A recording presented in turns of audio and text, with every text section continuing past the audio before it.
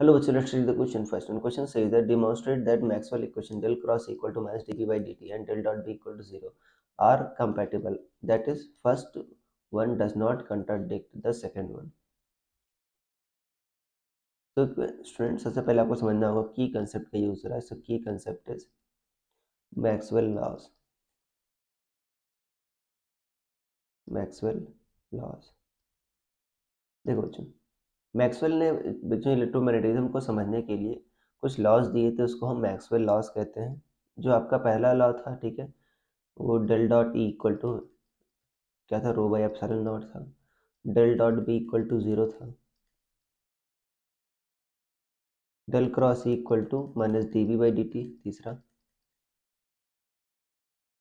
And del cross B equal to क्या था बच्चों आपका, यहाँ पर आपका था mu naught J plus d B by d t. Mu naught J plus epsilon naught d E by d t, ये था. अब ये कह रहा है कि आपका del cross E equal to d B by d t minus d by d t, और ये दोनों इक्वलेंट है, राइट. दोनों एक दूसरे को कंट्राडिक्ट नहीं करते. देखो जो क्रॉस प्रोडक्ट जो होता है, यहाँ पर डेल क्रॉस ही कर रहे हो, क्रॉस प्रोडक्ट क्या होता है आपका, दोनों के परपेंडिकुलर होता है. मतलब ए क्रॉस बी जो होता है, ए और बी दोनों के परपेंडिकुलर होता है, right. Is perpendicular to both A and B.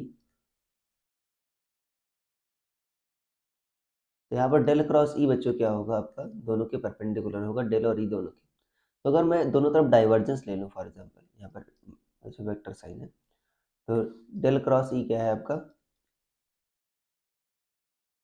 Minus del B by d t. दोनों तरफ डाइवर्जेंस ले लेते हैं, तो डेल डॉट